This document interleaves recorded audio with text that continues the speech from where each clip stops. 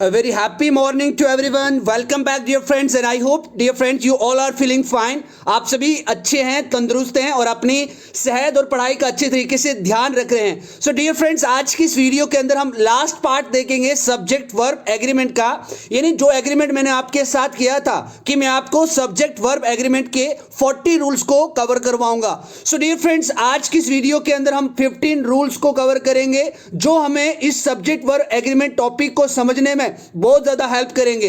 और मैं आपको ये बता दूं, ये तो आपको लगते हैं आसान, लगते हैं इजी तो है, लेकिन मोस्टली ये कंफ्यूजन प्रोड्यूस करते हैं, यानी कंफ्यूजन को पैदा करते हैं एग्जाम्स के अंदर. सो डियर फ्रेंड्स, आज की वीडियो को शुरू करते हैं. अगर आप अभी तक सोए हुए हैं, मॉर्निंग 5 बज चुकी है, अगर आप अभी तक भी सोए हैं तो आपके लिए कुछ मोटिवेशनल लाइंस लाया हूं ताकि आप फिर से खड़े उठकर आप अपने सपनों के पीछे इस कदर भागो कि ताकि आप अपने सपनों को विद इन ईयर्स में ही अचीव कर लो. क्योंकि डियर फ्रेंड्स, आजकल आपके ऊपर कोई भी गौर नहीं करता होगा, कोई भी फ्रेंड या कोई दूसरे लोग कभी भी आपकी बात को नहीं सुनते होंगे, कभी भी आपके पीछे इन्हें आपको फोकस नहीं करते होंगे. यानी इट मीन्स वो हमें लाइटली लेते हैं, हल्के में लेते हैं. इसीलिए भागते रहो अपने लक्ष्य के पीछे, क्योंकि आज नहीं तो और कभी करेंगे लोग गौर कभी. लगे रहो बस, रुकना मत, क्योंकि आएगा तुम्हारा भी दौर कभी. जी हाँ डियर फ्रेंड्स, अगर आप अच्छे तरीके से वो स्टेटस, वो रुतबा अपनी सोसाइटी के अंदर आप चाहते हो, so you need to work for your dreams. आपको आपके सपनों के लिए काम करना है and you have to follow your dreams. और आपको अपने सपनों को फॉलो करना है. इसीलिए भागते रहो अपने लक्ष्य के पीछे, क्योंकि आज नहीं तो और कभी. आखिर कब तक नहीं करेंगे गौर, क्योंकि आज नहीं तो और कभी करेंगे लोग गौर कभी. लगे रहो बस, रुकना मत, क्योंकि आएगा तुम्हारा भी दौर कभी. सो डियर फ्रेंड्स, इन्हीं मोटिवेशनल लाइंस के साथ आज की वीडियो को हम शुरुआत करते हैं. आज की वीडियो के जबरदस्त मजेदार तरीके से शुरुआत करते हैं. डियर फ्रेंड्स, आई होप कि अगर आप अपना फीडबैक देते हैं हर एक वीडियो के अंदर तो डेफिनेटली ये आप भी अपने आप को सेटिस्फाई मानते हैं और मुझे भी एक सेटिस्फेक्शन मिलती है. लेकिन डियर फ्रेंड्स, कभी कभी बहुत बार माना जाता है और ये देखने को भी मिलता है वीडियोस के ऊपर आपके व्यूज तो आते अच्छे खासे, लेकिन आपके लाइक्स नहीं आते, आपके कमेंट्स नहीं आते, आपकी फीडबैक नहीं आती. अगर सच में वीडियोज अच्छी होती हैं आपके लिए तो आप डेफिनेटली आज इस वीडियो के नीचे यानी कमेंट बॉक्स में आप अपना कमेंट करके अपना फीडबैक देंगे, क्योंकि अगला टॉपिक तभी आएगा जब आज आपका एक पॉजिटिव फीडबैक या आपका फीडबैक मुझे मिलेगा. इसीलिए don't forget to give your feedback and if you haven't subscribe this channel, please subscribe this channel. आप लाइक कर दें और अगर आप वीडियो अच्छी ना लगे तो डिसलाइक भी कर सकते हैं और रीजन आप जरूर रखते हैं. सो आज हम देखते हैं रूल नंबर 25 देखते हैं, इन 26 देखते हैं, क्योंकि प्रीवियस वीडियो के अंदर हमने रूल 25 तक कवर कर दिया था. तो आज का यहां पे रूल नंबर 26 इन 26 ये कहता है कि कुछ नाउन्स जो दिखने में प्लूरल लगते हैं, यानी दो भागों में बने होते हैं. कुछ नाउन्स ऐसे होते हैं जो दो चीजों को मिलकर बने होते हैं. जैसे अगर कैंची की बात कर लें, आप सीजर की बात कर लें, तो दो सीजर्स को मिला के एक यानी बोल्ट के साथ उनको कनेक्ट किया जाता है, वो दो बन जाती हैं. उसके बाद अपनी अगर पैंट की बात कर लेते हैं, उसके दो नले होते हैं जिसको हम नले कहते हैं इंग्लिश के अंदर, यानी पैंट्स कहा जाता है, और उसको हम दो नलों से बनाते हैं, यानी दो पार्ट से बनाते हैं. उसके बाद ट्राउजर की बात आई तो ट्राउजर का मतलब नहीं कि वो एक नहीं, वो दो पीसेस से ट्राउजर बना होता है. उसके बाद है बिनोकुलर्स. बिनोकुलर्स का मतलब होता है दूरबीन. बिनोकुलर्स का मतलब होता है दूरबीन. तो उसके आगे भी दो चीजें, दो सिलेंड्रिकल शेप में एक बनी होती है, उनकी वजह से हम उसको पूरा करते हैं. टोंग्स, चिमटा आ गया, उसके अंदर भी आपको दिखा अगर दो पीसेस होते हैं. उसके बाद स्पेक्स आ गई या स्पेक्टल्स आ गई. उसके बाद शॉर्ट्स आ जाती है, ब्रीचेस आ जाती है, shoes, scales, glasses, goggles etcetera. ये सभी क्या होते हैं? ये सभी एक ऐसे नाउन्स होते हैं जो प्लूरल में दिखते हैं लेकिन वो प्लूरल नहीं होते. तो जब भी ऐसे नाउन जो प्लूरल में दिखते हैं तो उनके साथ भी आप प्लूरल वर्ब का ही यूज करेंगे. जैसे आप बोलोगे माय शूज आर न्यू, यानी मेरे जो जूते वो नए हैं. His pants are tight, her specs are beautiful. इस तरीके से आप बात करेंगे. यहां पे हर स्पेक्स आर ब्यूटीफुल. उसके बाद द सीजर्स आर ब्लंट. तो इस तरीके से आप इनका यूज करें. उसके बाद डियर फ्रेंड्स, और रूल नंबर 27 को देखते हैं. कुछ नाउन्स ऐसे हैं जो सिंगुलर एवं प्लूरल दोनों फॉर्म्स में एक ही रूप में रहते हैं. इनके साथ वर्ब वाक्य के संबंध के अनुसार लगती है. ऐसे नाउन है जैसे शीप, फिश, डियर और पाइस. यानी ये ऐसे नाउन्स हैं जो सिंगुलर एवं प्लूरल ये दोनों फॉर्म्स के लिए लगते हैं. और कौन से वर्ड है ये मैं आपको बता रहा हूं, शिप, फिश, डियर और पाइस. ये ऐसे 4 वर्ड्स हैं जो नाउन सिंगुलर भी दिखते हैं और प्लूरल फॉर्म में भी दिखते हैं. तो इनके साथ आप क्या यूज करते हो? उनके नाउन के मुताबिक ही आप यूज करो, मींस कोई फॉर्म लगाते हो. जैसे a sheep is a beautiful animal. जो a sheep is a beautiful, जो भेड़ है या भेड़ है तो वो एक अच्छी खूबसूरत जानवर है. I found a piece, many sheeps are grazing there. अब देखो देखो एक और अच्छी तरीके से मैं आपको समझाता हूं। अगर आप कभी फिशेस का यूज करते हो ना, मैनी के बाद कभी भी फिशेस नहीं लगती हैं, तो आप यहां पे बोलोगे there are many fishes in the long, in the pond बोलोगे। यहां पे लॉन्ग नहीं है, यहां पे ये पॉन्ड कर दे, आप इसको आप सही कर दे, ये लॉन्ग नहीं है, पॉन्ड है, POND। इस तरीके से इसको कर दे, there are many fish in the pound आएगा, देयर आर मेनी फिशेस, ये टोटली का टोटली क्या है, रॉन्ग है। उसके बाद डियर फ्रेंड्स और रूल देखते हैं, रूल नंबर 28 देखते हैं, ये भी मजेदार तरीके से हम समझने की कोशिश करेंगे। यदि किसी वाक्य में इन्फिनिटिव, ये मैंने आपको पढ़ाया पिछली, इससे पहले वाली सब्जेक्ट वर्ब एग्रीमेंट से पहले मैंने वीडियो अपलोड करी थी, अगर अभी तक आपने नहीं देखी एक बार देख लें अच्छे तरीके से, वो भी आपको जेरेंड और इन्फिनिटिव का कंसेप्ट देगी वीडियो। उसके बाद जब भी किसी सेंटेंस में इन्फिनिटिव होता है, जेरेंड, फ्रेज या कोई क्लॉज हो, तो सब्जेक्ट का कार्य करती है, यानी वो कोई इन्फिनिटिव हो, कोई जेरेंड हो, कोई फ्रेज हो, कोई क्लॉज हो, अगर वो एज ए सब्जेक्ट किसी सेंटेंस में काम कर रही है तो ये सब्जेक्ट की तरह क्या होगा, प्रयोग में आता है, यानी या सब्जेक्ट का कार्य कर रही है या एक सब्जेक्ट की तरह काम में आती है, तो उसके साथ आप सिंगुलर वर्ब का यूज करते हैं। कैसे, एग्जांपल देखें, swimming is a good exercise, gerund है, जेरेंड क्या होता है, वर्ब के साथ जब ING फॉर्म का यूज करते हैं वो नाउन की सेंस देता है, उसे आप जेरेंड कहते हैं। उसके बाद to swim is a good for you, और टू प्लस इन्फिनिटिव कैसे लगता है, ये आपने वीडियो में देखा हुआ। उसके बाद हाउ टू स्टार्ट, तो देखो हाउ टू स्टार्ट ये यहां पे एक फ्रेज बन जाता है, ये यहां पे क्या बन जाता है, how to start, it is big question, यानी शुरू कैसे किया जाए, ये सबसे बड़ा क्वेश्चन है। उसके बाद that she is poor is known to me, यानी वो जो गरीब लड़की है वो मैं उसको जानता हूं, यानी वो मेरी जान पहचान में है, इस तरीके से एक क्लॉज बन जाता है। तो यानी इसका मतलब है इन्फिनिटिव, जेरेंड, फ्रेज या क्लॉज के जब ये एक सब्जेक्ट की तरह काम करते हैं तो उनके साथ हम सिंगुलर वर्ब ही लगाते हैं। उसके बाद डियर फ्रेंड्स और रूल देखते हैं अच्छे तरीके से, रूल नंबर 29 देखते हैं। देखो मोर देन वन के साथ किसी नाउन का प्रयोग किया जाए तो वर्ब सिंगुलर लगेगी, यानी जब कोई वर्ड ऐसे लिखा हो, कोई सेंटेंस जैसे फ्रेज या क्लॉज आ गया मोर देन वन, तो इसके साथ आप किसी नाउन का प्रयोग किया जाए, अगर मोर देन वन के बाद कोई नाउन प्रयोग किया जाए तो उसके साथ आप वर्ब सिंगुलर ही लगाते हैं। जैसे अगर आपके पास है more than one worker was absent, यानी एक से ज्यादा क्या था, जो कर्मचारी थे, जो काम करने वाले थे, वो क्या था, एब्सेंट था। More than one student was killed, मैंने एक से ज्यादा स्टूडेंट्स ने, मोर देन वन यानी एक से ज्यादा स्टूडेंट्स को मारा गया था। तो इस तरीके से आप मोर देन वन के बाद भी आप वर्ब सिंगुलर का ही यूज करते हैं। तो अगर देखो मोर देन वन अगर एक प्लूरल संख्या को व्यक्त करता हो तो उसके साथ आप सिंगुलर वर्ब का ही प्रयोग किया जाता है, यानी जब भी अगर ये प्लूरल का ही तो करता है लेकिन इसके साथ फिर भी हम सिंगुलर वर्ब का ही यूज करते हैं। उसके बाद डियर फ्रेंड्स रूल नंबर 30 देखते हैं, ये भी अच्छे तरीके से, मजेदार तरीके से हम समझने की कोशिश करते हैं। तो रूल नंबर 30 ये कहता है कि कई वाक्यों में मोर का प्रयोग निम्न प्रकार से होता है, यानी डिफरेंट तरीके से हम मोर का प्रयोग करते हैं। कैसे, जैसे more books than one have been purchased by her, उसके more books than one have been, यानी एक से ज्यादा कई बुक्स उसके द्वारा खरीदी गई। उसके बाद more girls than one were present in the class, एक से ज्यादा लड़कियां क्लास के अंदर उपस्थित थी, प्रेजेंट थी। उसके बाद है more students than one have attended the morning assembly, यानी एक स्टूडेंट से ज्यादा कई स्टूडेंट्स ने क्या किया था, मॉर्निंग असेंबली को अटेंड किया था। तो इस तरह के वाक्यों में हम प्लूरल वर्ब का प्रयोग किया जाता है या करते हैं। So I hope dear friends ये भी कंफ्यूजन आपके लिए सॉर्ट आउट हो गई है। देखो डियर फ्रेंड्स आपके लिए मैं हिंदी में भी लिखता हूं ताकि आपको अगर मेरी बात की समझ नहीं आती है तो डेफिनेटली आप हिंदी में पढ़कर खुद भी समझ सकते हैं। इसीलिए कास्ट योर माइंड बैक, थोड़ा अपने दिमाग पे जोर डालें और अच्छे तरीके से समझने की कोशिश करें। उसके बाद यहाँ पे आज मैं आपको एक टास्क भी देने वाला हूं इस वीडियो के अंदर, एक छोटा सा वर्ड का मीनिंग आपको फाइंड करना है, क्योंकि अगर आप भी अपने आप को इन्वॉल्व करेंगे आप लर्निंग को अच्छा कर पाएंगे।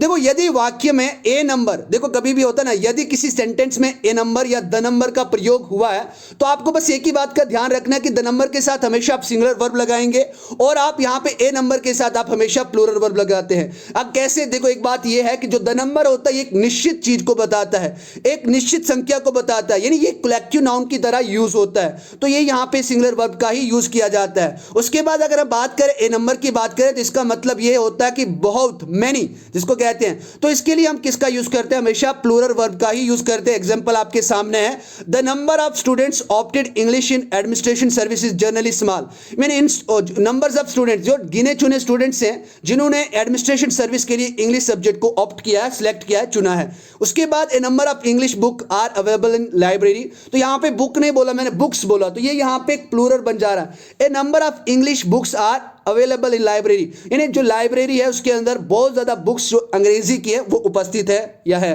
उसके बाद रूल नंबर 32 देखते हैं डियर फ्रेंड्स, बहुत मज़ेदार रूल है ये भी। जब वाक्य में नथिंग बट आता है, यानी किसी सेंटेंस के अंदर आपको अगर नथिंग बट का यूज दिखे तो हमेशा ही ये आप ये बात रखें, जब भी ऐसा कभी हो, कभी किसी वाक्य के अंदर अगर ऐसा हो कि जिस सेंटेंस के अंदर नथिंग बट का यूज आता हो, तो आप बस ये अपने आप में रखें कि जब भी नथिंग बट आता हो तो वर्ब हमेशा यहाँ पे क्या लगेगा, सिंगुलर लगेगा। हमेशा यहाँ पे वर्ब कैसा लगता है, सिंगुलर ही लगता है। या फिर आप इसके साथ चाहे नथिंग बट के आने के बाद सिंगुलर हो या प्लूरल हो, एक बात याद रखें इसमें, नथिंग बट जब भी किसी सेंटेंस के अंदर आता है तो उसके बाद हमेशा ये यहाँ पे क्या आता है, सिंगुलर वर्ब ही आता है। मिन के बाद सिंगुलर आने वाला जो नाउन होता है वो सिंगुलर हो प्लूरल हो, इससे कोई फर्क नहीं पड़ता। एक बात आप अच्छे तरीके से रहें, मैंने यहाँ पे थोड़ा सा स्किप कर दिया, तो आप इसके साथ आप किसका यूज करेंगे, सिंगुलर वर्ब का ही यूज करेंगे ऑलवेज। कभी भी इसके अंदर वो प्लूरल हो या कोई हो इसका मायने नहीं करता, लेकिन जब भी आप नथिंग बट का यूज करते हैं तो नथिंग बट आता है तो वर्ब हमेशा सिंगुलर ही लगनी चाहिए। नथिंग बट के बाद आने वाला नाउन सिंगुलर हो या फिर प्लूरल, इससे कोई फर्क नहीं पड़ता। जैसे nothing but hill is seen, कुछ नहीं दिखता लेकिन पहाड़ी दिखती है। Nothing but birds is seen, परिंदे दिखते हैं। Nothing but girls is there, कुछ और नहीं लेकिन लड़कियां यहाँ पे हैं। Nothing but student is there या स्टूडेंट्स इज देयर, इस तरीके से भी आप इसका यूज कर सकते हैं। देखो यहाँ पे हमने सिर्फ सिंगुलर वर्ब का ही यूज किया, प्लूरल होते हुए भी, इन प्लूरल नाउन होते हुए भी हमने फिर भी यहाँ पे प्लूरल वर्ब का यूज नहीं किया। उसके बाद डियर फ्रेंड्स रूल नंबर 33 देखते हैं। यदि दो सिंगुलर नाउन से पहले नो का प्रयोग हो, जैसे आप बॉय से पहले नो, गर्ल के पहले नो का यूज करेंगे तो तब भी आप वर्ब सिंगुलर ही लगाते हैं। जैसे no boy and no girl was present in the party, ना तो लड़का ना तो कोई लड़की पार्टी के अंदर उपस्थित थे, प्रेजेंट थे। No man and no women, तो यहाँ पे आप नो कर दे, यहाँ पे नो मैन और नो वुमेन कर दे। देखो कभी कभी टाइपिंग में मिस्टेक हो जाती है, ये कभी कभी गूगल चेंज कर देता है इसको। No man and women was swimming at that time, यानी उस टाइम पे ना तो कोई मर्द या ना तो कोई औरत वहां पे तैर रही थी। इस तरीके से भी आप बात कर सकेंगे।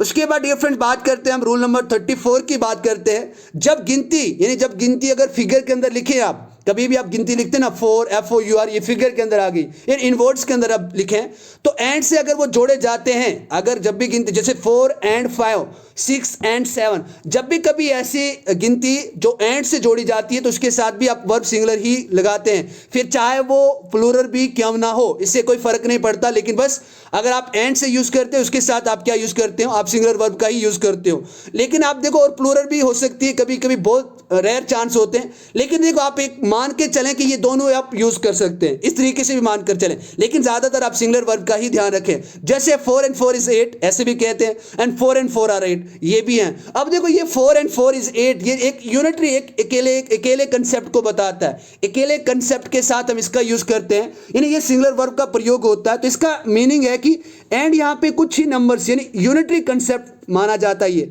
इसी तरीके से अगर आप प्लूरल वर्ब का अगर प्रयोग होता है इसके अंदर तो इसका मतलब है ये अलग अलग माना गया है, इसीलिए आप इसका यूज करें। तो मैं आपको यहाँ बता दूं ये जो रिलेशन है ये किसने दिया, एक अच्छे इंग्लिश लिटरेचर के राइटर थे जिनका नाम था नॉर्मन लेविस। तो इनका ये कहना था कि 5 and 5 is 10, ये भी राइट है, बट आपको you don't need to jump to the conclusion that 5 and 5 are 10 is wrong, both verbs are equally accepted. क्यों? क्योंकि आर का यूज बहुत ही कम किया जाता है, क्योंकि दोनों वर्ब एक ही टाइम में एक्सेप्ट किए जाते हैं, इसीलिए आप सिंगुलर का ही ज्यादा यूज करें। बार बार कह रहा हूं सिंगुलर वर्ब ही यहां पे उचित रहेगा, आप सिंगुलर वर्ब को ही ज्यादा यहां पे प्रायोरिटी दें। उसके बाद रूल नंबर 35 देखते हैं। अगर आप everyone, everybody, nobody, somebody, no one, each one, someone के साथ सिंगुलर वर्ब लगती है तो आप उसके साथ देखो सिंगुलर वर्ब भी लगती है, इनके साथ कंसेप्ट ही याद रखें। एवरीवन, एवरीबडी, नोबडी, समबडी या ऐसे जितने भी वर्ड्स मैंने यहाँ पे लिखे इनके साथ हमेशा आप सिंगुलर वर्ब का ही यूज करते हैं। एग्जांपल देख लेते हैं। Everyone was happy to get this news, यानी ये खबर सबको मिलती ही वो सब कोई हर कोई खुश हो गया। Each one was given a gift, हर किसी को गिफ्ट दिया गया। समबडी इज कमिंग हियर, कोई यहाँ पे आ रहा है। Someone is there in the hall, उस हॉल में कोई है। इस तरीके से आप इनके साथ हमेशा सिंगुलर वर्ब का ही यूज करेंगे। उसके बाद यहां पे रूल नंबर 36 देखते हैं, यानी either of, each of, neither of के साथ भी आप सिंगुलर वर्ब का ही यूज करते हैं, ध्यान रखें। आइदर ऑफ, ईच ऑफ या नाइदर ऑफ के बाद सब्जेक्ट यहां पे क्या आता है, यानी जो नाउन होता है वो एक प्लूरल भी आता है या वो एक सिंगुलर भी आता है। तो ईच ऑफ द स्टूडेंट, देखो यहां पे एक बात याद रखें, सिंगुलर नहीं आएगा, बात कहने की ये है कि ईदर ऑफ के बाद, ईच ऑफ, नीदर ऑफ के बाद हमेशा जो सब्जेक्ट यूज होगा, जैसे स्टूडेंट आएगा, कम्युनिटी को शो करता है, गर्ल नहीं आएगा, गर्ल्स आएगा, क्यों, यहां पे ये हमेशा उसके बाद प्लूरल सब्जेक्ट ही आता है। जैसे each of the student was given a gift, हर एक स्टूडेंट को, विद्यार्थी को गिफ्ट मिला। Neither of the girls was beautiful, इनमें से कोई भी लड़की खूबसूरत नहीं है। Either of the magazines is useful, यानी इसमें से जितनी भी मैगजीन्स हैं ये क्या है, बहुत यूजफुल है। यानी neither of the books is cheap, इनमें से कोई भी किताब सस्ती नहीं है। तो इस तरीके से आप इनका यूज करें, बस याद रखें each of, neither of, either of के बाद हमेशा आप सब्जेक्ट प्लूरल ही लगाएंगे। उसके बाद यहां पे रूल नंबर 37 देखते हैं, किसी वाक्य में वर्ब उसकी सब्जेक्ट अनुसार लगती है। एक बात याद है कि जब भी किसी सेंटेंस के अंदर बात करते हैं तो अकॉर्डिंग टू सब्जेक्ट ही हम वर्ब का यूज करते हैं, क्योंकि यहां पे एक कंप्लीमेंट के अनुसार हम किसी सब्जेक्ट का या वर्ब का यूज नहीं करते हैं। तो आपको जो ये नीचे सेंटेंस एग्जांपल दी, ये आपको पूरी अच्छे तरीके से समझा देंगे। जैसे over one guide was the stars, इस तरीके से तो लगेगा ही नहीं, over one guide was the stars, यानी इसका सही सेंस ही नहीं निकल रही है। तो यहां पे देखो वॉज यहां पे ठीक है, ये दो सेंटेंस ठीक है, यहां पे मुझे लिखना था वर, तो आप पहले में लिखेंगे वर, पहले में क्या लिखेंगे, वर, तभी जाके, यानी ये अगर ऐसे नहीं है तो ये करेक्ट था। उसके बाद the star was over only guide, इस तरीके से आप बात करें तो देखो द स्टार्स वाज, अगर हम पहले सब्जेक्ट स्टार्स को हम पहले लिख रहे हैं, देखो ओवर का मतलब होता हमारा, और अगर ओवर का मतलब हमारा ये प्लूरल को बताता तो इसके साथ हम प्लूरल ही यूज करते थे। इसी तरीके से ओवर ओनली गाइड, तो यहाँ पे over only guide was the stars, इस तरीके से आप बात, अगर स्टार्स को आप पहले यूज कर देते हैं सब्जेक्ट के मुताबिक ही आप वर्ब का यूज करेंगे तो डेफिनेटली यहाँ पे आप क्या लगाओगे, स्टार्स एक यूनिवर्सल बॉडी है, इसके साथ आप सिंगुलर यूज नहीं करोगे। आप यहां पे प्लूरल का भी यूज कर सकते हो, तारे बहुत ज्यादा आ जाते हैं, ये बॉडी नहीं है, ये बहुत ज्यादा इन्फिनाइट नंबर्स ऑफ स्टार्स है, तो इसके साथ आप इस तरीके से यूज करेंगे। यानी ये कुछ कंसेप्ट ऐसे हैं जो ट्रिकी वे से बने होते हैं, इनको आप समझना बहुत ही जरूरी है। उसके बाद डियर फ्रेंड्स बात करते हैं, अब रूल नंबर 38 की बात करते हैं। कुछ वर्ब्स के बाद एज अवश्य लगता है, यानी जो एज होता है इसके बाद हमेशा लगाते हैं। यानी ये ऐसे वर्ब्स होते हैं, रिकॉर्ड, जैसे describe, represent, portray, deficit, deficit का मतलब होता है घाटा, मेंशन, डिफाइन या ट्रीट, ऐसे वर्ब्स हैं जिनके बाद आप हमेशा एज का यूज करते हैं। एग्जांपल देख लेते हैं, you should have recorded him as your brother, यानी उसको आपको एक भाई की तरह मानना चाहिए था। Someone was defined genius as an infinite capacity of learning, यानी किसी को जीनियस इसलिए माना जाता है क्योंकि उसके पास सीखने की जो कैपेसिटी होती है बहुत ज्यादा होती है। He was described by his wife as the most humble man, यानी उसको अपनी वाइफ के द्वारा एक मोस्ट हम्बल मैन का टाइटल मिला, यानी डिक्लेयर करा गया, डिस्क्राइब किया गया, और ये इसकी पहचान बताएगी। You ought to have treated her as your sister, यानी ought to का मतलब भी should की तरह ही होता है, यानी इन दोनों का मतलब चाहिए होता है, बस यहाँ पे फर्क यह है कि ought के साथ to लगता है, ये दो वर्ड से बना होता है, should एक मॉडल है जो एक ही वर्ड से बना होता है, तो ये दोनों के बीच में भी आप कंफ्यूजन ना रखें। You ought to have treated her as your sister, यानी उस लड़की को आपको अपनी बहन की तरह ट्रीट करना चाहिए था, मानना चाहिए था। सो डियर फ्रेंड्स, आज की वीडियो का हमारा जो रूल नंबर 39 है वो है ये है कि कुछ वर्ब्स के बाद एज नहीं लगता, जिस तरीके से कुछ के बाद लगता है और कुछ के बाद तो लगता ही नहीं है, और वो वर्ब्स ऐसी हैं जैसे नेम आ गया, किसी की भी नाम की बात करें, अगर राकेश सर की बात करें तो राकेश सर के नाम के बाद भी कभी आप एज का यूज नहीं करोगे। उसके बाद कॉल आ गया, टर्म, थिंक, कंसिडर, नॉमिनेट या अपॉइंट, इनके बाद आप एज नहीं लगा सकते। The chairman nominated Suraj secretary of the society, यानी चेयरमैन ने सूरज को एक सोसाइटी का सेक्रेटरी माना, नॉमिनेट किया, घोषित किया। I think him an intelligent man, मैं उस लड़के को बहुत ज्यादा इंटेलिजेंट मानता हूं, इंटेलिजेंट इंसान मानता हूं, आदमी मानता हूं। Ram calls her wife Situ, यानी Ram calls her wife Situ, जो राम है वो अपनी वाइफ को सीतू करके बुलाता है। राकेश कॉल्स हर वाइफ, क्या बोलूंगा, उल्लू, इस तरीके से बात करेंगे। अभी तो शादी नहीं हुई यार, ऐसे ही मैं मजाक कर रहा हूं। उसके बाद राकेश कॉल्ड हिम ए फूल, इन राकेश उसको क्या कह रहा था, एक बेवकूफ बुला रहा था।